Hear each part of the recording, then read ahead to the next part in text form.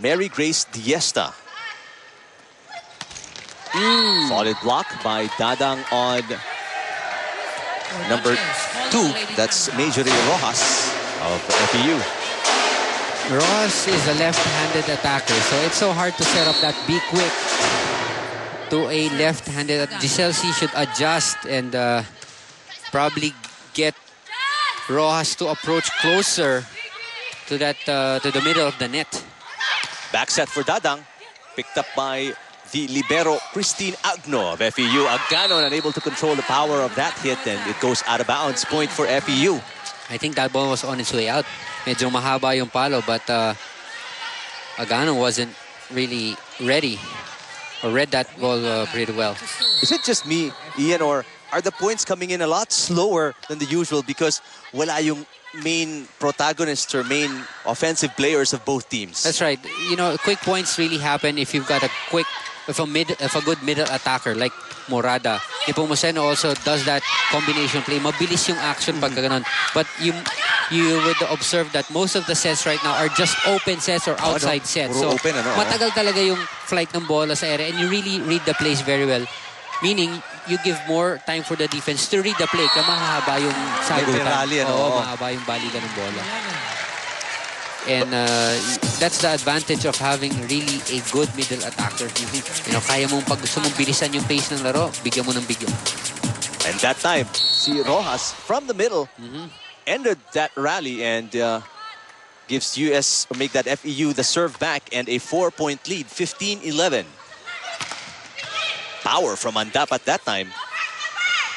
Vargas, medyo bumuelo ng konti, but the defense was set from Salibad and Dada. Great block, but you really heard the power in that spike of Vargas. You're gonna see that here. Vargas approached in perfect timing, but the block was set up. Giselle C with good coverage, but no one picked up for the second touch. And you can't blame Vargas. She had a good set. She gave it a good wind-up, pero talagang tatangkad ng NU blockers. That's one of the great things going for National University. As you hear the whistle blown here, it seems there's a rotational error, no? The technical table is saying that there was a wrong server. On the part of NU, napakamot na lang si Coach Vicente. FEU is enjoying a 4-point lead, 16-12 in set number 1.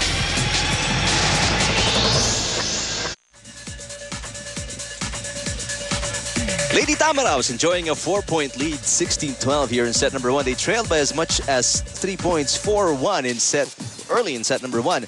But as Giselle C got all the other top players involved for the offense of FEU, Bagang, Majori Rojas, Vargas, you know, things have started to click. And Coach Vicente still not satisfied with the way the defense is being played. That's right. More than the offense of National University. And to add on to their woes, they had a rotational violation called to them, wrong server. So, alam mo yung mga ganong violation, Eric, it's really a loss of focus for your players. Pero mo, anim kayo, hindi yung alam kung sino dapat yung serve. Sana man lang kung hindi ikaw. Diba? At least one of you would be na alam mong mali yung posisyon ninyo.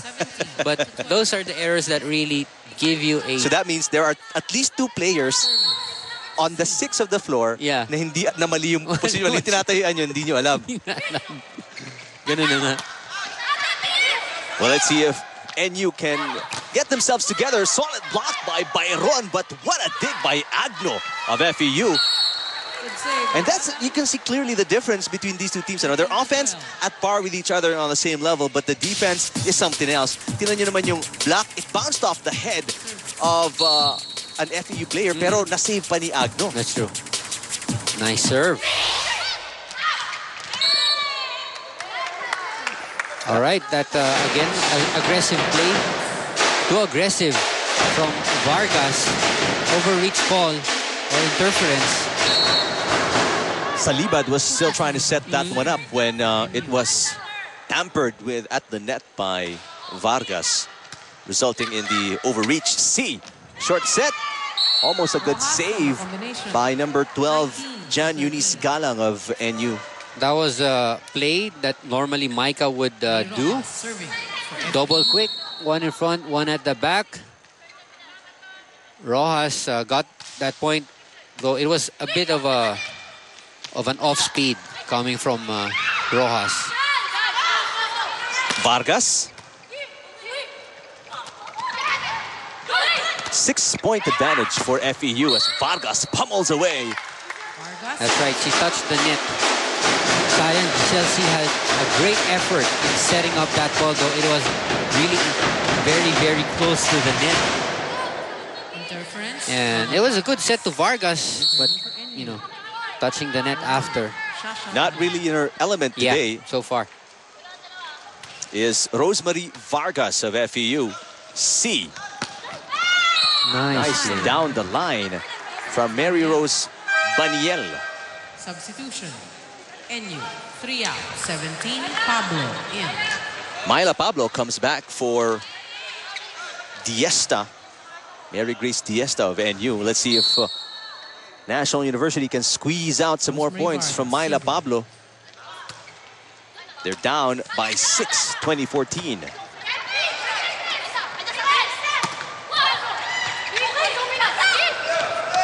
Pablo flying in. Outside in by Pablo, interference. Eulalio or Baniel gets called for net. And that's such a waste because that spike already of Amy was on its way out or went to the outside. Medyo malakas, mataas yung palo ni Pablo that time. That's true. But because of that net call, they give the point to NU. That was too much angle. There was too much angle on that from Lucelle Byron. Well, can't blame her. Coach Ness is wearing yellow, so probably she thought Ness was part of the team. Uy, may isa doon, nakatayo lang. Doon ko dadalhin, hindi nakatingin. Let's listen to National University. Pinipilit nyo kasing patayin kaagad eh. Huwag nyo pilitin. Ipasok nyo yung bola. Nag-ahabol tayo kung kumit ka ng error na ganon. Tingnan nyo kasi yung score. Pagkapito, gusto nyo kaagad, magse-service kayo, patay kaagad. Huwag nyo madaliin yung laro. They keep 1 point at a time. Okay, bumalik yung bola, anong gagawin?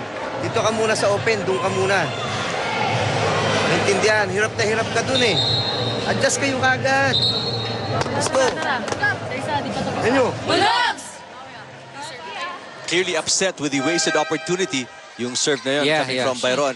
But still, with instructions on how to get it together, I mean, kaya pa to. We've seen so many comebacks this season pa lang. So, I mean, this is just a 6-point advantage. And FEU is not even that close to closing out set number 4 points away. 1. They're 6 points away from FEU. So, really manageable. They just have to make sure that, sabi ni Coach Francis, don't rush things. Take it 1 point at a time. Which is easier said than done. Of course. That's wide, just wide, and NU gets the point right there. That's courtesy of an error from FEU.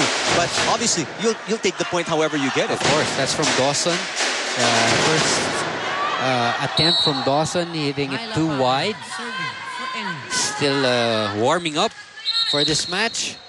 Ooh, lucky break, was it, for NU? That's right. Was there a violation called on FEU? FEU, yeah, positional errors. This time from the back row players and the front row attackers of FEU. And that serve again straight into the net. But because of that error, they get a pass. So sinuwerte ang NU.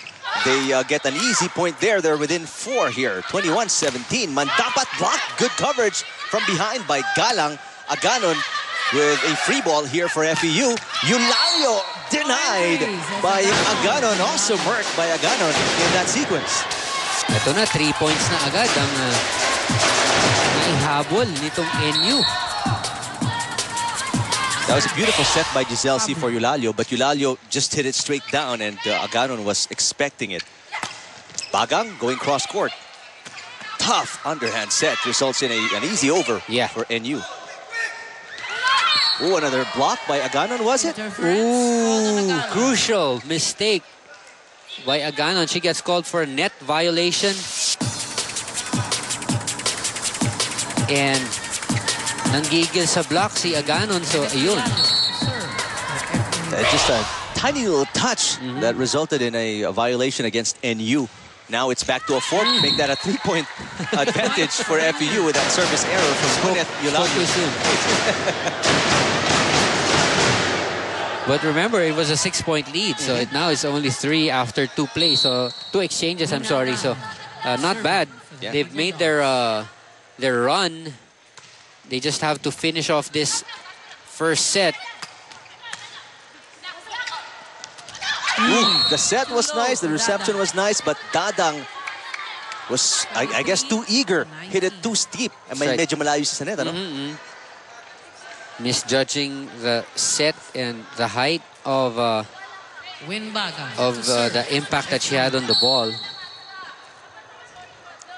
So 23 serving 19, Richelle Bagang.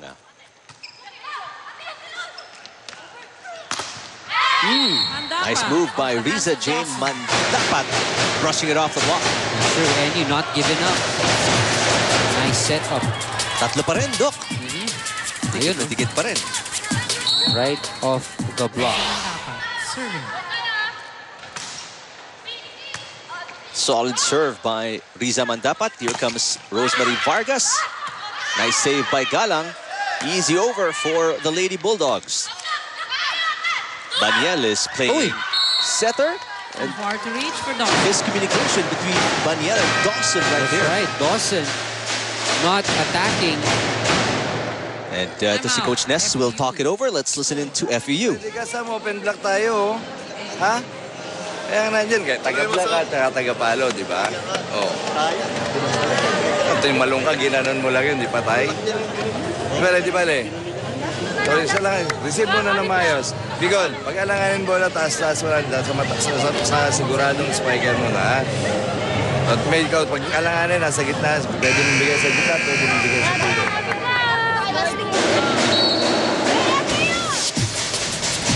Take a look at the last play. This time, miscommunication. Yeah. You be the judge. She thought that that ball was going over already. So, didn't even try to go up and hit the ball. Pero yun nga, mali ng kalkulasyon na talaga yung bola, nasa side pa nila. Sabi nga ni Coach Ness, sana you went up, kahit pinunch mo na lang yung bola, could have been a point. Tough angle para kay Rosemary Vargas. One-handed reception right there. That goes out of bounds on the tip by Dawson. That 6-point advantage is almost obliterated by this NU run. They are within 1. Giselle C coming back in. So, yung experiment ni Coach Ness, siguro hindi nag-work. Not working as he planned it. But the damage has been done here. Ooh, that could have been long, pero pinik up pa rin ni Agno. Solid block. But good defense by FEU. Byron. It's going to be a free ball for NU. To tie. Dadang at the net couldn't get the kill. Vargas. Nice dig by Aganon. Oh, Baniel with a nice dig as well. Both teams playing tenacious defense in this rally. Byron fires one in. No touch. It's FEU set point 24-22. Wow, that's the longest exchange of the match until that spiking error from Byron, sending it too long. Service team captain Giselle C. Giselle C serving to close out set number 1. Byron redeeming herself with that error. 23. Still not over. Nice set from Salibad.